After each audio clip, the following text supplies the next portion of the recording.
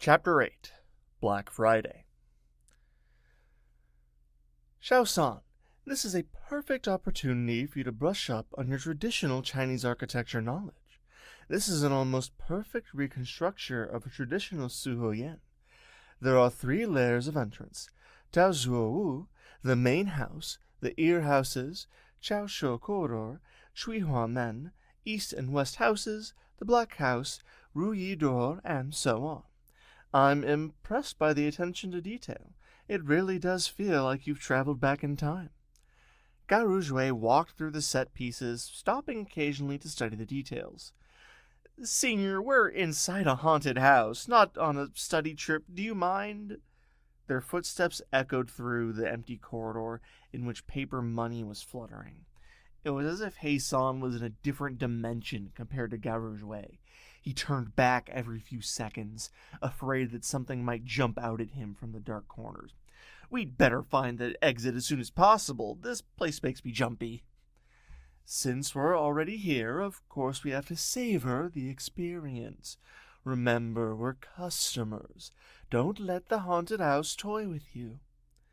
But don't you remember the boss warned that we have to find the exit in less than 15 minutes? Based on the evil look of that guy, I'm sure he has something scary planned if we're unable to escape in those 15 minutes. Heisan tried to urge Gao Rujue, but the latter was not at all affected. There are only so many tactics a haunted house can employ. At worst, they'll have the workers dressed up as ghosts to chase us around. Xiao-san, you deal with dead bodies every day. Don't tell me you've suddenly decided to be afraid of ghosts. As Gao Rujue wandered down the hugging corridor, she pushed open the door to the left ear house. The set piece of Minghuan was typical of an old Beijing Suhuyan. The main house was the living building for elderlies and the head of the house. The east and west houses were for the sons and daughters, while the ear houses were for the servants and maids. As the door was pushed open, the tables and chairs in the room tumbled over. The pillows on the bed were shredded, causing cotton fluff to float up in the air. A white hanging cloth swayed right in the middle of the room. Senior, I'll guard the door. Be careful inside. Before Heisan could finish, he was dragged into the room by Gao Rujue. His body froze and his face blanched, watching the white cloth sway in the windless room. Interesting. The cloth is at least 1.5 meters off the ground. This height is not enough to cause strangulation from hanging. The tumbled chairs and tables, as well as signs of a struggle on the floor. The haunted house is trying to create the illusion that this was a forced suicide. But the ear houses were meant for the maids. This means that the spectre refused to spare even those who were unrelated to her death. She's hell-bent on torturing those in this house to their death. Behind Gao Rujue's clear analysis, there was a hint of excitement. The design of this haunted house is quite impressive. There might still be other hidden secrets that we haven't discovered yet. She walked around the room and yanked off the faded bed cover.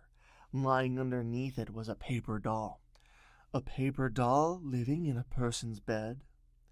Gao Rujue tossed the doll to the side and bent down to flip the mattress over. There was nothing underneath. The greater the anticipation, the greater the disappointment. Looks like I've overestimated this haunted house. Let's go. The exit is not in this room. She shrugged before walking out. Heisan, who had been left alone in this room, had his teeth chattering. Perhaps it was the angle, but he swore he saw the paper doll, which was lying on the floor, wink at him. Statues of bronze chicks started to bleed. The paper dolls burned for the dead were found blinking. Senior, wait for me!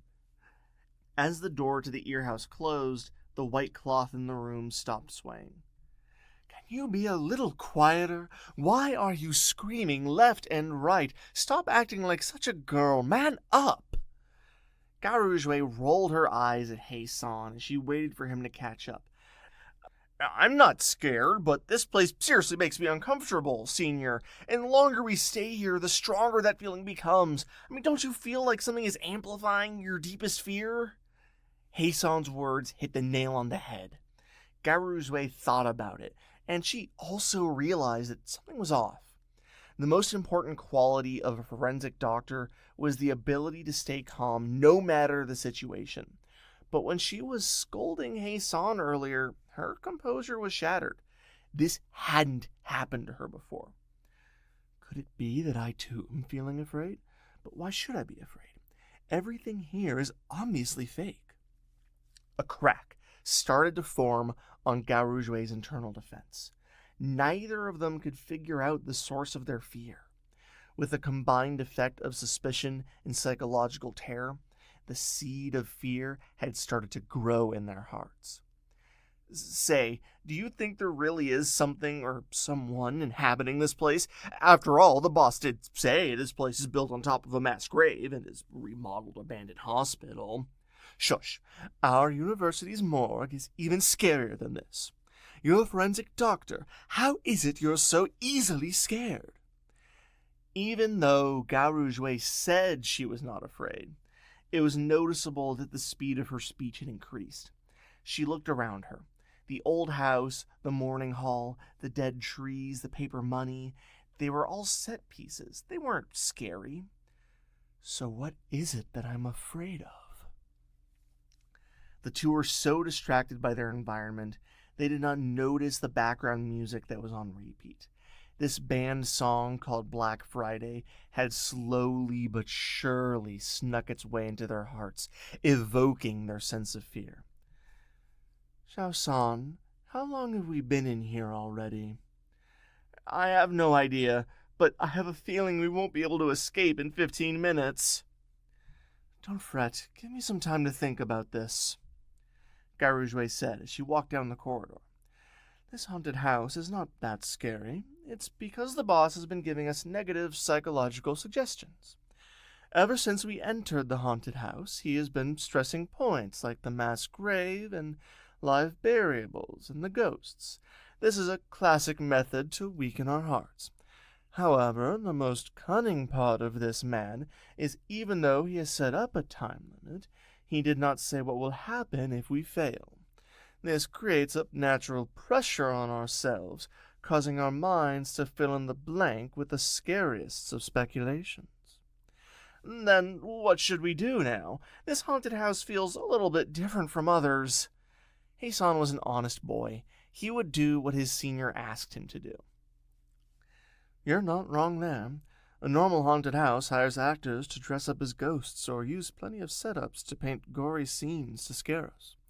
But this haunted house doesn't do that. He has prepared the set beforehand and allows us to wander about it freely. Without guidance and a set plot, there's no telling what will happen. I understand what you mean. The scariest is the unknown. Hasan nodded. That explanation is as good as any. Garuzwe frowned imperceptibly. Come on, let's move on to the next room. The ear house was attached to the main house. After moving on to the wooden door, it revealed a room filled with mourning outfits and a painted coffin sitting in the middle of the room. The red coffin had a large Chinese character, cut out from white paper, pasted in the middle of it. Standing in two neat rows beside it were plenty of paper mannequins. Each of them had a name written on their back, and they all wore thin makeup on their faces. Their eyes seemed to glow as the door was pushed open, and they appeared to be quietly staring at the two figures standing at the door.